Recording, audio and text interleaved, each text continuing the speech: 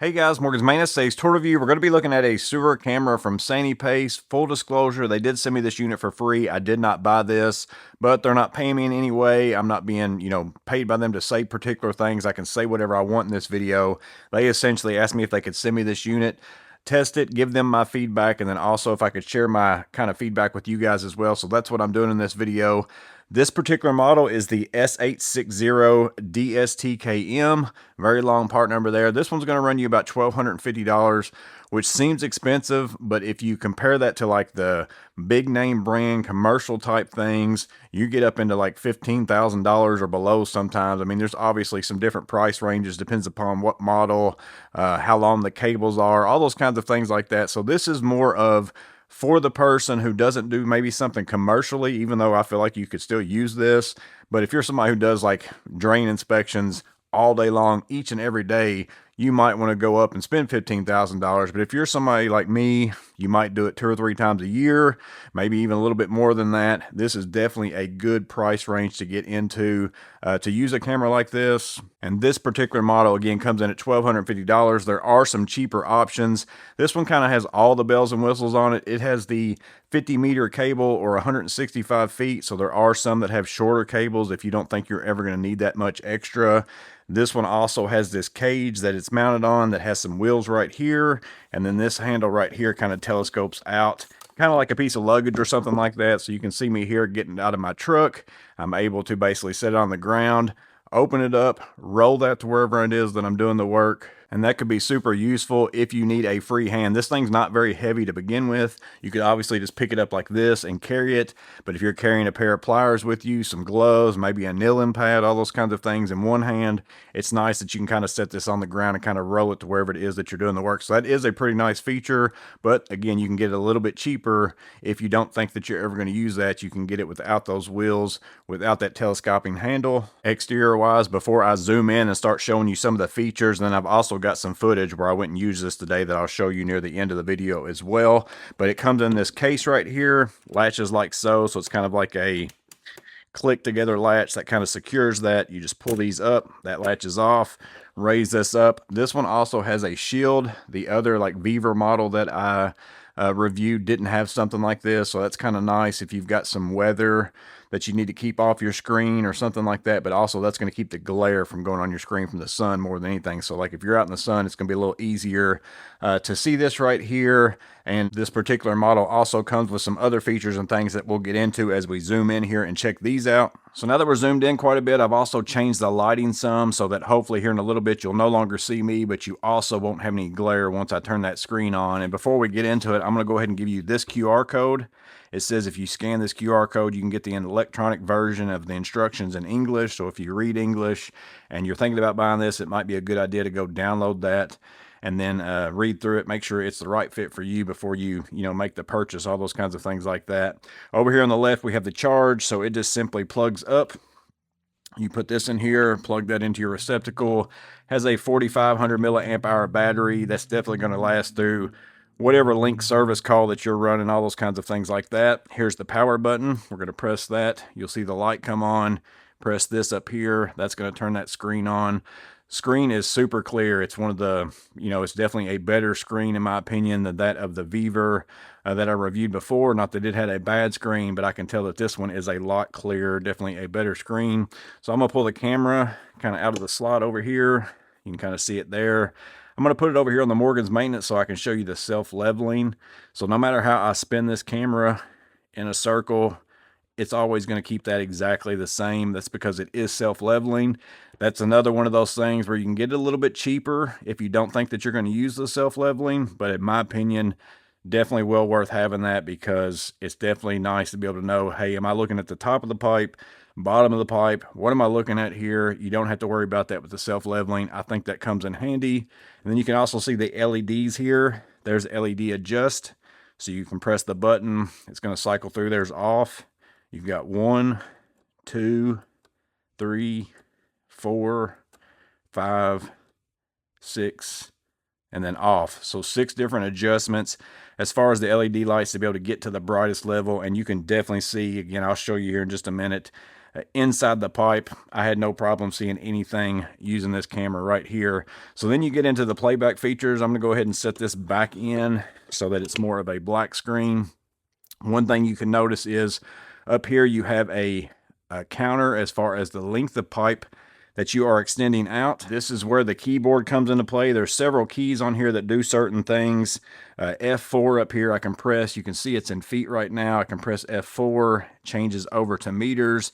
And then right now I'm also on negative 0.20 meters or negative 0.65 feet. I can also press F7 at any point and kind of reset that counter. So if I want to get to the point where I pull this out, I can get it down into the pipe, and then I want to recount or reset my counter to 0 and then start moving it at that point. I can kind of get maybe a more accurate reading. So you do that on the keyboard as well. And as far as the counter itself, it seems to be fairly accurate. I kind of pulled out some of the cable, took my 25-foot tape measure, came back, I was at 24 feet, and whenever I looked at the counter on the machine itself, it said 25. So it was roughly about a foot off, but I did have some extra cable kind of snaking in an S. So by the time you factor that in, it's not going to be 100% accurate, but where I feel like that's super useful to have that counter is if you've got a drain machine that's like 50 feet worth of cable, and you come and you see, well, it looks like I'm about 60 feet in, I'm going to need a bigger machine, or I'm going to need to add some cable. It just gives you an idea of what kind of machine you're going to need to use to get to whatever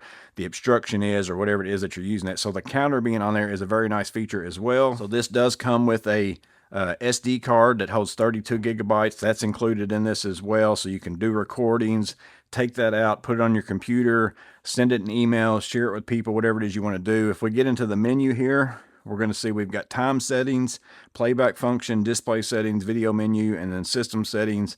You scroll through left and right here. In the system, you have screensaver time, so you can make it to where it turns this screen off after X amount of time to save on battery. Flip picture, sound settings, you can make it to where it records audio. It has a microphone, it can record audio, so if you want to talk to the customer in the recording, you can do that as well. You can also type on the keyboard and make little notes. Go back into the menu, system settings again, see what we missed. Sound settings, so pretty much SD card formatting, all those things. Let's go ahead and exit back out, go to the video menu.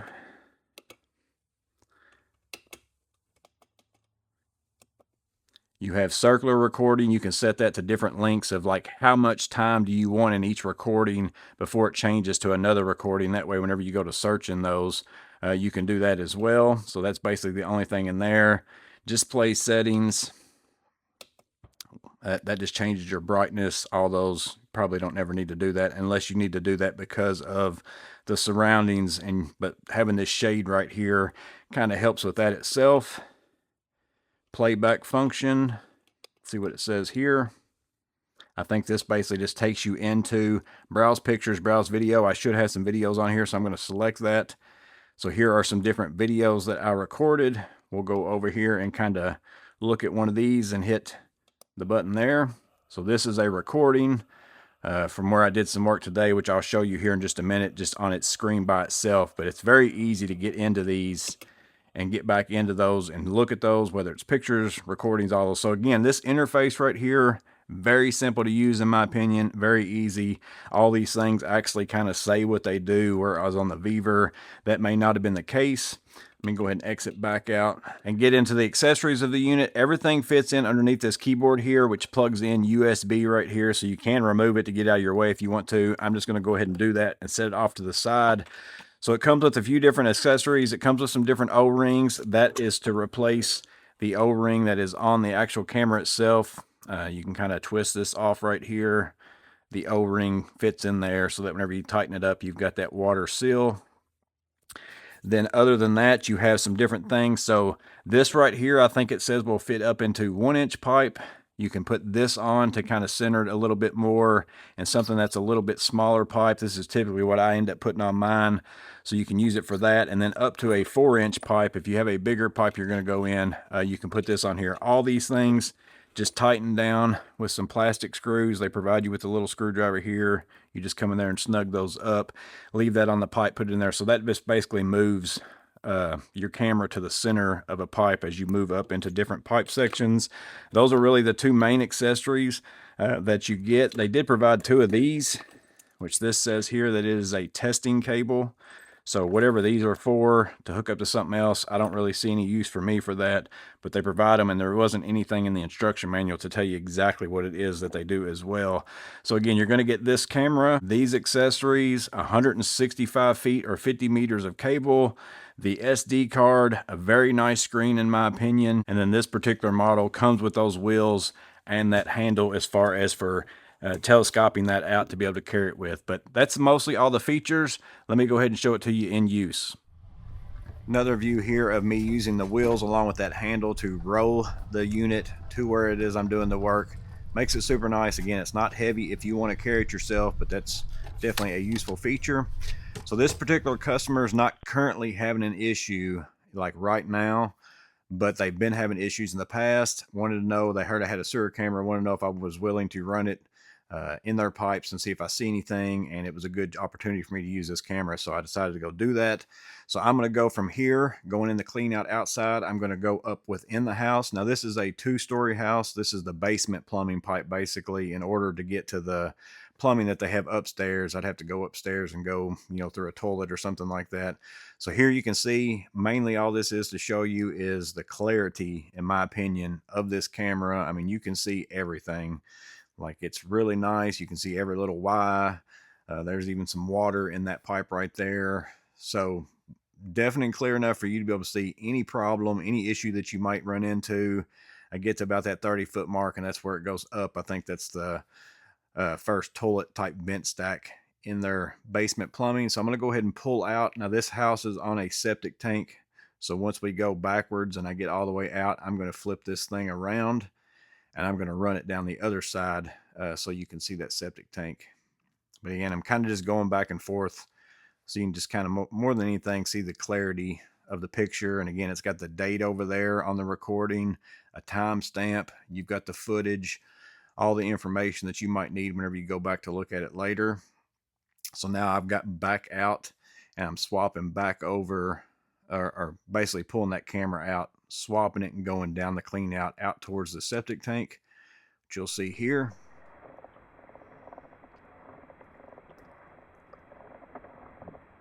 So again, everything's still clear as can be. You can see that self-leveling taking effect. You can kind of see that the trail of water is always on the bottom. Even if it's on the sides, it's still on the bottom because that's where that water typically at. Now we're reaching about 35 feet in. This section of pipe is even longer than going up into the house. I think right there I'm just playing with the lights, so there it is off, seeing if there's any kind of difference between setting 1 and setting 6. Gotta keep going. Got into a little bit of a belly of some water there, and then boom, there we've hit that septic tank. So you can see I pretty much made it all the way down through that pipe, 44 feet in, no issues. Again, this pipe goes up to 165 feet. I don't think it would be a problem feeding it. I didn't really have a problem feeding it any type of way that I was doing so far. Now it's just a matter of getting your cable pulled back out. I usually clean it as I go until I get to the point of where I'm finished up. So now I have these recordings that I just showed you. I can take those inside, show them to the customer, let them see what's going on with their pipes. But there you go, guys. There is the Sanyipace sewer camera. This particular model, S860DSTKM. But again, multiple models out there. Bells and whistles. Take some off, save a little bit of money. Just depends on what you want to do. This particular one has pretty much about everything. Comes in at $1,250. And one feature that I forgot to mention because I don't have a locator, but it says that the camera probe has a built-in 512 hertz transmitter. So if you buy a locator that has a 512 hertz receiver, frequency signal receiver, then you can use this with a pipe locator as well. So that's an option too. Again, I think they sell a pipe locator. I didn't get one of those for this video in particular, but you can have that option. So I want to make sure and mention that. But other than that, again, $1,250, that's a lot of money for any tool. I don't care what it is. But if you're somebody who, you run into this quite enough, but you don't run into it way too much, that you want to save some money, get yourself a quality camera, because as far as I can tell, the camera itself, super nice, screen itself, super nice. I have no problem working with it. Again, I didn't even read the instructions. I just got it out and started using it. It's very intuitive to figure it out. And what I feel like is a small feature, but one I really like, is the handle and the wheels. You probably don't think that you need it, but once you have it, I think you'd be, hey, I'm glad that that is a feature on here. So let me know in the comments below if you ran a Sanyipace sewer camera, what you think about it, how well it's worked out for you longevity wise. I think that would be a good thing. If you ran one of these for quite some time, not had any problems, or maybe you have had problems, did Sanyipace do a good job dealing with you about it? Drop that in the comments below, because again, I haven't had this for very long at all. This is kind of a first impressions review, me using it, showing you the features, showing it to you in use, see what I think about it in case you've been in the market for this. Hopefully my review will help you into making a little bit of a decision towards whether or not this might be the right tool for you. That's always the goal. Hopefully in some way this video was helpful, but as always, you guys stay safe, have a blessed day. I'll see you in the next video.